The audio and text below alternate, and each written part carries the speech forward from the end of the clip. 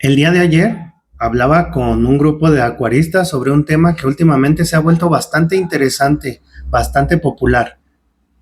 El dejar el CO2 encendido las 24 horas del día para mantener el pH estable. Y mientras conversábamos me pareció interesante detenernos un momento y preguntarnos, ¿de dónde viene realmente esta teoría y qué tan válida es en la práctica?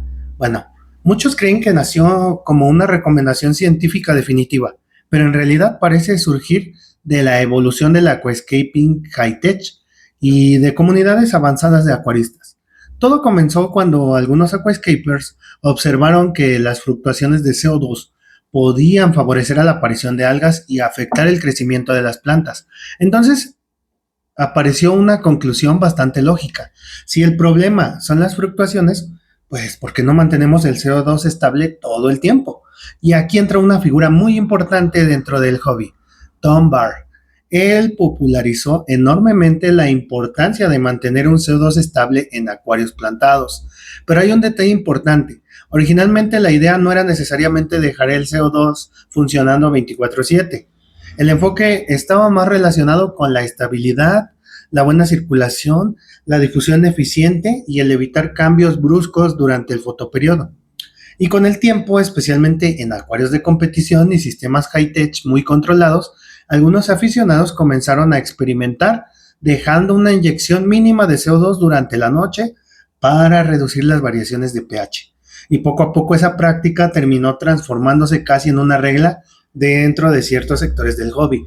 Pero aquí es donde vale la pena detenernos un momento, porque un pH estable no siempre significa automáticamente que un acuario sea más saludable. Por ejemplo, durante la noche las plantas dejan de consumir CO2, los peces y bacterias continúan respirando y el oxígeno disuelto puede disminuir con esta práctica. Así que mantener el CO2 encendido toda la noche puede funcionar, sí, pero normalmente requiere excelente oxigenación, una circulación eficiente del acuario, un monitoreo constante y un sistema muy bien equilibrado. Y creo que aquí hay una reflexión bastante interesante, no solo para el acuarismo, sino para cualquier hobby. A veces escuchamos una idea y pensamos que si viene de alguien conocido o alguien que utiliza un lenguaje técnico, entonces debe ser una verdad absoluta. Pero incluso dentro de la ciencia y la acuariofilia, lo más sensato siempre va a ser cuestionarse, analizar, entender ese contexto en el que se planteó, porque una teoría puede funcionar perfectamente bajo ciertas condiciones, pero eso no significa que funcione igual en todos los escenarios.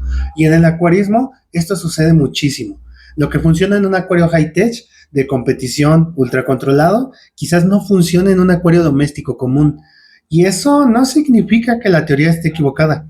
Simplemente significa que en la práctica se introducen variables reales, como la oxigenación, la carga biológica, el mantenimiento, la circulación, la temperatura y la experiencia del acuarista también cuenta mucho.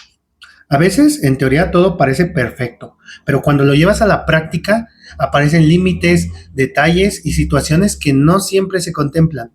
Por eso, más que seguir tendencias, quizás lo más importante sea entender realmente lo que estamos haciendo, preguntarnos en qué contexto funciona, cuáles son los pros y los contras, y realmente necesito aplicarlo, porque al final el objetivo no es perseguir parámetros perfectos, sino construir ecosistemas estables y saludables. Y eso es justamente lo que poco a poco nos convierte en mejores acuaristas.